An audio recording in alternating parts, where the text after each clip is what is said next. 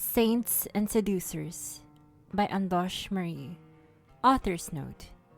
This volume attempts to catalog and analyze known, suspected, and rumored facts about the two races that serve to maintain order within the Shivering Isles. It is by no means intended to serve as the authoritative work on the matter. Rather, it is a personal effort on the part of the author to better understand these unique creatures. In the service of the Lord. It is beyond the scope of this work to determine the origins of the Golden Saints and Dark Seducers.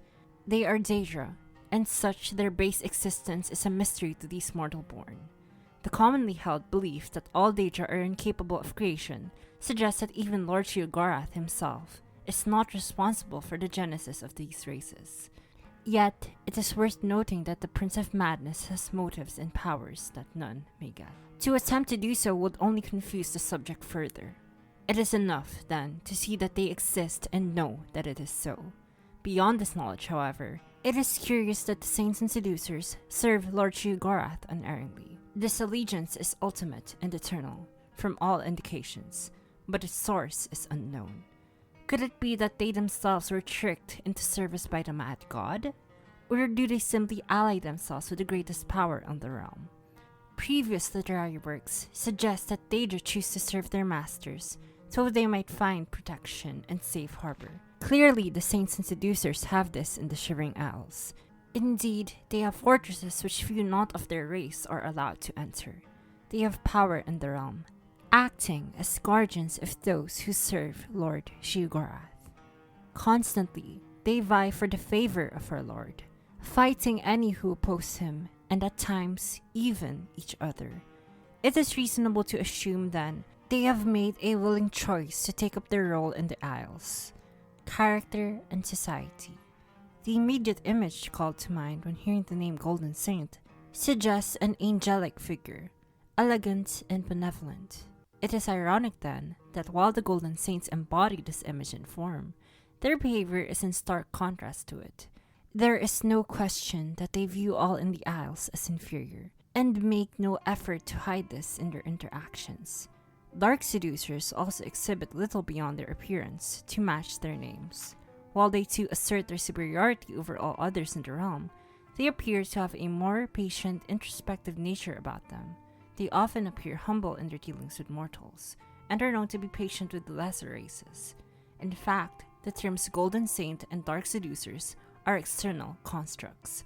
While the two groups recognize and respond to these names, they have their own names for their races, the Ariel and the Mascan, respectively.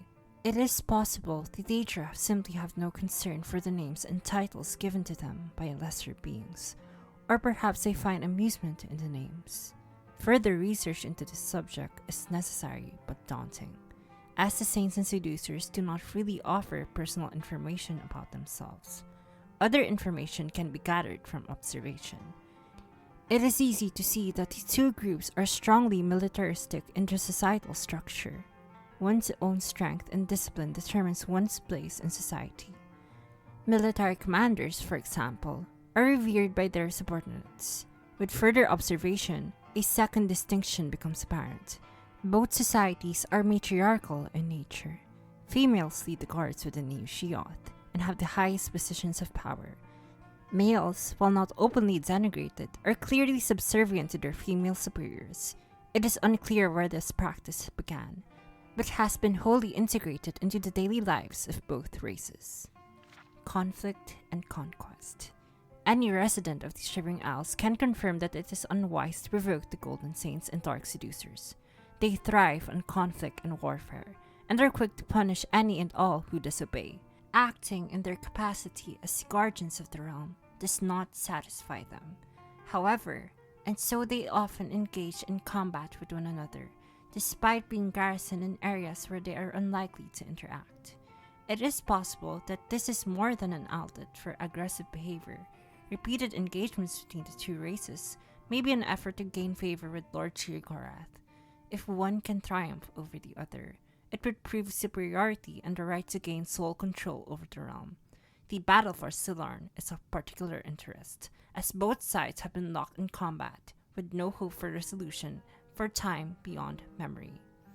Does this combat serve to sharpen the skills of the two sides, or weaken them when they can be directed elsewhere? If the conflict cannot be resolved, why then does Lord Shigarath not step in and settle it himself? Religion and ceremony. Little is known about the private customs of the Golden Saints and Dark Seducers. They are reclusive when it comes to matters specific to their race, particularly regarding the mysterious process by which they return to the realm in the unlikely event of their death. It is common knowledge that Golden Saints and Dark Seducers as Daedra cannot be killed. The animus of the Daedra is cast back into the darkness of oblivion, and can return to the realm to take form once more. But reports of the time it takes for a Daedra to return to the realm from the waters of oblivion are anecdotal and inconclusive. The process by which this return occurs remains shrouded in mystery. Based on behavior patterns and strength of numbers, it can be deduced that the stronghold for each race plays some major part in this process. Common phrases in language, such as, "May the chimes call you home," suggest that rather than merely a metaphor, sound may play some role in the sequence of events. It is believed that the chimes referenced by the Saints and Seducers do indeed exist and are considered almost holy relics. Attempts to gain information about those chimes, or the process by which they are used, has been met with exceptional hostility, and so has been abandoned. Any and all information regarding the Golden Saints and Dark Seducers, particularly relating to private customs and origins, should be brought to the attention of the author immediately. The greater the scope of our knowledge, the better our ability to understand these compelling creatures.